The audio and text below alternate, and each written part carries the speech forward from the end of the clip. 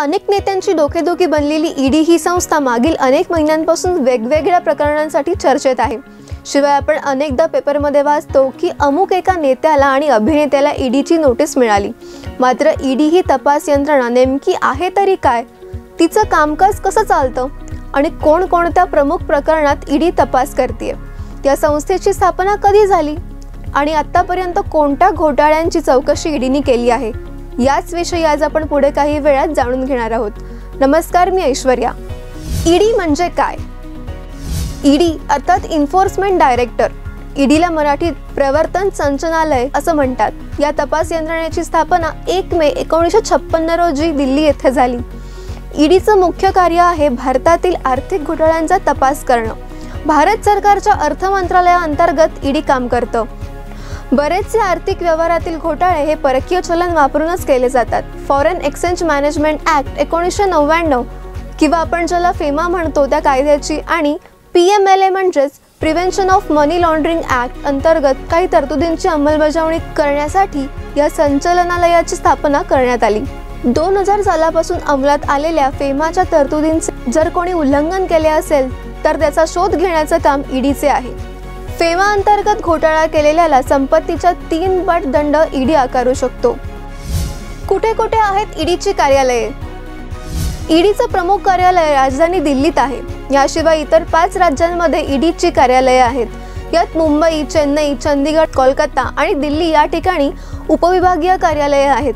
देशभरातील 13 शहरांमध्ये ईडीची क्षेत्रीय कार्यालये आहेत। यात अहमदाबाद, बेंगलोर, चंदीगड, चेन्नई, कोची, पंजाब, गुवाहाटी, हैदराबाद, जयपूर, जालंधर, कोलकाता, पटना, श्रीनगर या शहरांचा समावेश होतो। याशिवाय इतर 11 शहरांमध्ये ईडीची उपक्षेत्रीय कार्यालये आहेत। कोझिकोड, इंदूर, मदुराई, नागपूर, रायपूर, डेहराडून, रांची, सुरत आणि शिमला यांचा समावेश आहे। कशी आहे ईडीची कार्यपद्धती? ईडी पोलीस यंत्रणाप्रमाणेच काम करते। मोठे आर्थिक घोटाळे जे आहेत त्या प्रकरणाची चौकशी ईडीच्या माध्यमातून केली जाते। आर्थिक घोटाळा प्रकरणी सामान्य नागरिकांची चौकशी करायची असेल तर ते ईडीच्या कार्यालयात जाऊन तक्रार दाखल करू शकतात। जर ईडीकडे तक्रार करायची असेल तर त्यासाठी काही अटी आहेत। त्या विशिष्ट घोटाळ्यासंदर्भात पोलिसात तक्रार दाखल असावी, असे असेल तर ईडीच्या माध्यमातून चौकशी केली जाते। थेट ईडीकडे जाऊन तक्रार करण्यासाठी तक्रारदाराकडे सबळ कागदोपत्री पुरावे असायला हवेत। ईडीची ताकद काय आहे? ईडीची प्रकरणं ही PML कोर्टात चालतात। ईडीच्या अधिकाऱ्यांसमोर आरोपींनी केलेलं वक्तव्य, दिलेलं स्टेटमेंट हे कोर्टात पुरावा म्हणून ग्राह्य धरलं जातं। FIR दाखल झालेली नसतानाही ईडी एखाद्याला अटक करू शकतं। ईडीने अटक केल्यानंतर जामीन मिळणं मुश्किल असतं, कारण हे सगळं नॉन बेलेबल ऑफेन्स आहेत। ईडी डिरेक्टरच्या आदेशानुसार आरोपीची संपत्ती जप्त करू शकते किंवा अटॅच करू शकते। जर संपत्ती वापरत असेल तर ईडी लगेचच ती जप्त करत नाही। जेव्हा कोर्ट निर्णय देतं तेव्हा ती संपत्ती जप्त केली जाते। ईडीने जप्त केलेली संपत्ती पुन्हा मिळणंही कठीण असतं। ईडी स्वतःहून कुठलीही केस दाखल करू शकत नाही। एखाद्या यंत्रणेला म्हणजेच CBI किंवा पोलिसांनी गुन्हा दाखल करून ही केस ईडीकडे जावी असं सुचवावं लागतं। त्यानंतरच ईडीकडून तपासाला सुरुवात होते। ईडीची ऑर्डर ही 180 दिवसांपुरती वैध असते। जर त्या ऑर्डरवर 180 दिवसात कोर्टाने निर्णय दिला नाही तर जप्त केलेली संपत्ती ही परत केली जाते। ईडीची विशेष न्यायालये कसे काम करतात? ईडीची स्वतंत्र न्यायालये असतात। काळा पैसा प्रतिबंध कायद्याअंतर्गत कलम 4 अंतर्गत केंद्र सरकार आणि संबंधित राज्यात उच्च न्यायालयातील मुख्य न्यायाधीशाशी सल्लामसलत करून ही न्यायालये स्थापन करण्याचा अधिकार देण्यात आला। या न्यायालयांमध्ये जो निकाल दिला जातो तो त्यांना उच्च न्यायालयात दाद मागण्याचा अधिकार याचिकाकर्ते तसंच समोरच्या पार्टीलाही असतो। कोणत्या प्रमुख घोटाळ्यांची ईडीने चौकशी केली आहे?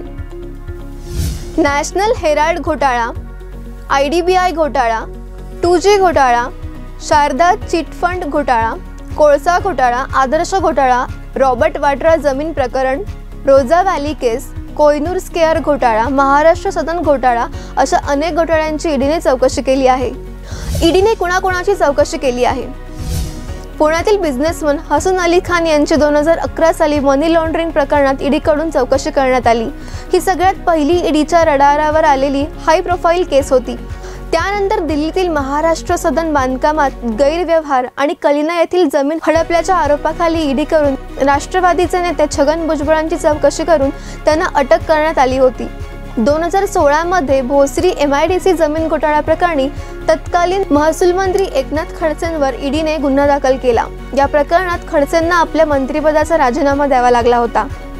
2019 मध्ये महाराष्ट्र विधानसभा निवडणुकीपूर्वीच राष्ट्रवादीचे अध्यक्ष शरद पवार यांना ईडीने नोटीस पाठवली होती. महाराष्ट्र सहकारी बँक घोटाळ्याप्रकरणी ही नोटीस बजावण्यात आली होती. तर 2019 मध्येच कोहिनूर स्क्वेअर प्रकरणी मनसेचे अध्यक्ष राज ठाकरेंची ईडीकडून चौकशी करण्यात आली आहे. तर अलीकडच्या काळात शिवसेना आमदार प्रताप सरनाईक यांची ईडीकडून चौकशी झाली आहे. राष्ट्रीय स्तरावरील रॉबर्ट वाड्रा यांनाही ईडीने समज दिली आहे. तर माजी अर्थमंत्री पी चिदंबरम यांच्या विरोधात ईडीने 2020 मध्ये आरोपपत्रही दाखल केलं आहे. तुम्हाला आमचा हा व्हिडिओ कसा वाटला हे आम्हाला कमेंट बॉक्समध्ये नक्की कळवा.